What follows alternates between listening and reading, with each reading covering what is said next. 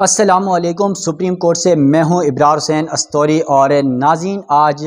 Chairman Pakistan Tehreek Insaf کی جانب سے دائر توشہ خانہ اپیلوں پر سپریم کورٹ میں سماعت ہوئی۔ جسٹس یحییٰ آفریدی کی سربراہی میں 3 رکنی بینچ نے سماعت کی۔ اور آپ کو اس سے قبل یہ بتا دوں کہ پہلے اس کیس کو جسٹس یحییٰ آفریدی کے ساتھ ساتھ جسٹس مظاہر نقوی اور جسٹس نصرت ہلالی سن رہی تھی، تاہم آج صبح ہی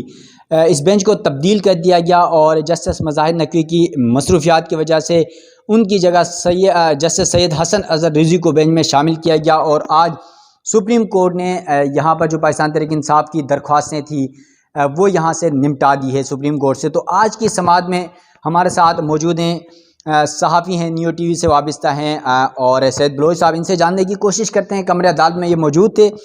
آج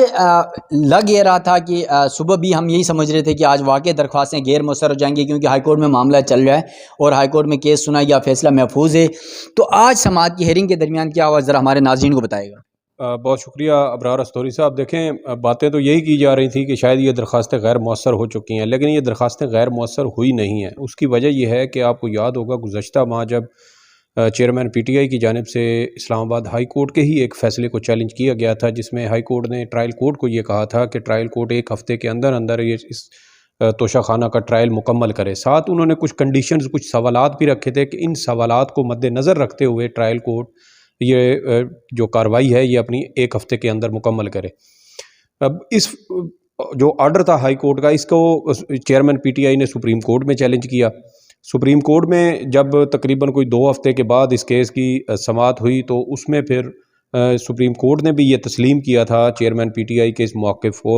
کہ یہ طے شدہ اصول ہے کہ جب کسی عدالت کے خلاف اس کے جو اختیار سماعت ہے کسی عدالت کا، جب وہ چیلنج ہو جائے تو اس اختیار سماعت کی درخواست کا فیصلہ ہونے تک ٹرائل آگے نہیں چلایا جا سکتا۔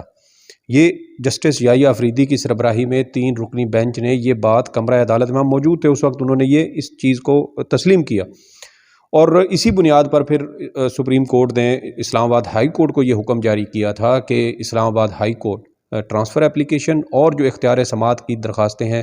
ان سب کو ملا کر یہ درخواستیں ان کو اکٹھا سنے اور ان کے اوپر ایک ساتھ فیصلہ کرے۔ لیکن ہوا یہ کہ اس کے اوپر پھر جو اسلام آباد ہائی کورٹ تھی اس نے 27 جولائی کو اس کی سماعت کی، 27 جولائی کو، پھر اس کے بعد انہوں نے آگے 3 اگست کے لیے اس کو سماعت کے لیے مقرر کیا۔ اور گزشتہ روز جب اس کیس کی سماعت ہوئی تو اس میں پھر اسلام آباد ہائی کورٹ نے صرف ایک درخواست، یعنی جو ٹرانسفر اپلیکیشن ہے کہ جو پی ٹی آئی کے چیئرمین پی ٹی آئی کی جانب سے درخواست دی گئی کہ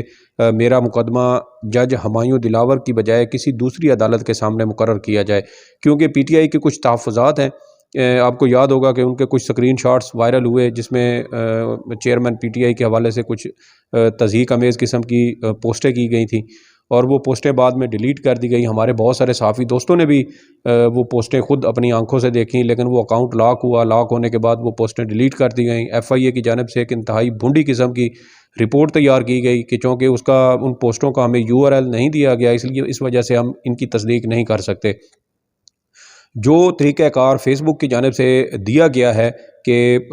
لا انفورسمنٹ ایجنسیز کس طریقے سے کسی بھی ملزم، مجرم یا کسی مشکوک شخص کے خلاف جو فیس بک کو کوئی درخواست بھیج سکتی ہیں اور اس کا جو ڈیٹا ہے، مواد ہے، وہ حاصل کر سکتی ہیں، اس تک رسائی حاصل کر سکتی ہیں، اس طرح کی کوئی کوشش ایف آئی اے کی جانب سے نہیں کی گئی، بلکہ صرف ان کی جانب سے شاید انہوں نے وہ پروفائل وزٹ کی، پروفائل میں دیکھا کہ جج صاحب کی وہ پوسٹیں موجود نہیں ہیں اور پوسٹیں غالباً یا ہائیڈ کر دی گئی ہوں گی یا ڈیلیٹ کر دی گئی ہوں گی، اور اس کی بنیاد پہ پھر انہوں نے اپنی خانہ پوری کرنے کے لیے ایک فضول قسم کی جو رپورٹ ہے وہ ہائی کورٹ میں جمع کروائی، اور اسی کے اوپر پھر گزشتہ روز یہ فیصلہ اب محفوظ ہوا ہے۔ امکان یہی ظاہر کیا جا رہا ہے کہ ہائی کورٹ آج یہ فیصلہ سنا دے گی، لیکن اگر ہائی کورٹ آج اس ٹرانسفر اپلیکیشن کا فیصلہ سنا دیتی ہے اور باقی جو دیگر درخواستیں ہیں جن میں اختیار سماعت ہے، ہائی کورٹ ٹرائل کورٹ کا اختیار سماعت چیلنج کیا گیا ہے، جب تک اگر ان کے اوپر یہ جو فیصلہ ہے وہ نہیں کیا جاتا، فیصلہ نہیں کیا جاتا، دلائل نہیں سنے جاتے، تو پھر جو سپریم کورٹ کا گزشتہ ماہ کا جو حکم نامہ ہے وہ اس کی پھر یہ خلاف ورزی ہوگی کہ ہائی کورٹ نے سپریم کورٹ کے حکم کو نظر انداز کرتے ہوئے صرف ایک درخواست کے اوپر کارروائی کی، سماعت کی اور اس کے اوپر فیصلہ محفوظ کر کے سنا دیا، اور دیگر درخواستوں کے اوپر فیصلہ پھر نہیں کیا۔ تو اسی وجہ سے آج کیس کی سماعت کے دوران چیئرمین پی ٹی آئی کے وکیل خواجہ حارث کی جانب سے ایک بار پھر سپریم کورٹ سے یہ کہا گیا کہ جو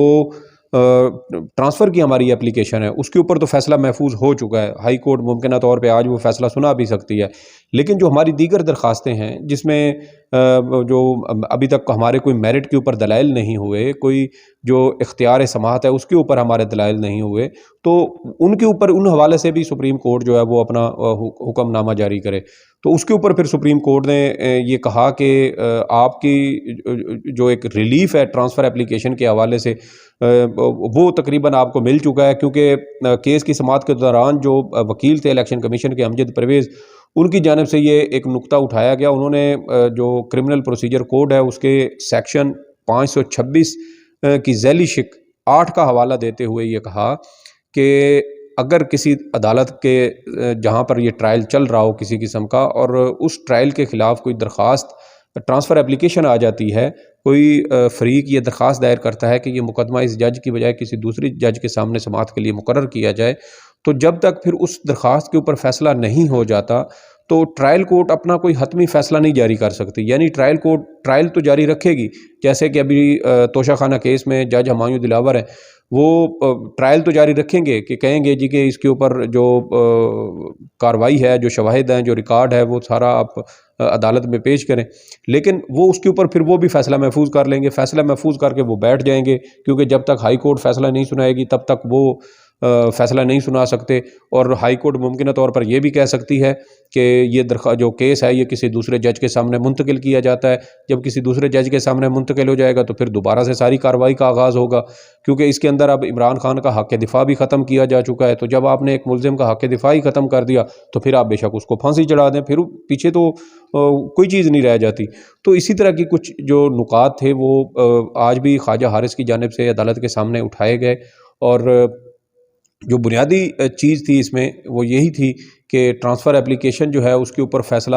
اس وقت تک نہ کیا جائے کہ جب تک ہماری جو دیگر درخواستیں ہیں دائرہ اختیار کے حوالے سے، اختیار سماعت کے حوالے سے، جب تک ان کے اوپر فیصلہ نہیں کیا جاتا۔ اب دیکھنا یہ ہے کہ کیا اسلام آباد ہائی کورٹ صرف آج ٹرانسفر اپلیکیشن کے اوپر فیصلہ سناتی ہے، یا وہ یہ فیصلہ محفوظ رکھتی ہے اور ساتھ ہی جو دیگر درخواستیں ہیں ان کے اوپر کارروائی کا آغاز کیا جاتا ہے، اور جب ان تمام درخواستوں کے اوپر فریقین کے وکلاء کے دلائل مکمل ہو جائیں گے تو پھر ان تمام درخواستوں کے اوپر فیصلہ سنایا جائے گا۔ لیکن ابھی اس وقت تک تو یہی جو ہے وہ اطلاعات ہیں کہ اسلام آباد ہائی کورٹ آج ممکنہ طور پہ 2 بجے ٹرانسفر اپلیکیشن کے اوپر فیصلہ سنا سکتی ہے۔ جس طرح کی رپورٹ ایف آئی اے کی جانب سے ہائی کورٹ میں جمع کروائی گئی ہے اس سے یہی امکان ظاہر ہو رہا ہے، کیونکہ چیف جسٹس اسلام آباد ہائی کورٹ جسٹس عامر فاروق کی اگر ہم ان کے مزاج کو دیکھیں، ان کے طریقہ کار کو دیکھیں، جو تاریخ گزشتہ چند ماہ کی اس کو دیکھیں، تو بظاہر تو یہی امکان لگ رہا ہے کہ شاید عمران خان کی جو درخواست ہے وہ مسترد ہو جائے گی، اور اسلام آباد ہائی کورٹ جج ہمایوں دلاور کو ہی کہے گی کہ آپ اس ٹرائل کو آگے بڑھائیں اور اس کے اوپر اپنا حتمی فیصلہ بھی جاری کریں۔ جی ناظرین، آپ نے سید بلوچ صاحب کی باتیں سنی کہ جس طرح ہائی کورٹ میں اور ٹرائل کورٹ میں مقدمہ چل رہا ہے، ساتھ ساتھ آج سپریم کورٹ میں جسٹس یحییٰ آفریدی کی سربراہی میں 3 رکنی بینچ نے معاملہ یہاں سے نمٹا دیا ہے، اور اب دیکھنا یہ ہے سب کی نظریں اسلام آباد ہائی کورٹ میں ہیں، اور آج اسلام آباد ہائی کورٹ کا فیصلہ بھی آنے کا امکان ہے، اور کیا فیصلہ آتا ہے یہ بھی آپ کو بتا دیں گے جب فیصلہ آئے گا۔ تو مزید جو بھی ڈیولپمنٹ ہوگی اس حوالے سے بھی آپ ناظرین کو آگاہ کریں گے۔ تب تک کے لیے اپنے میزبان ابرار حسین استوری کو دیجیے گا اجازت۔ اللہ حافظ۔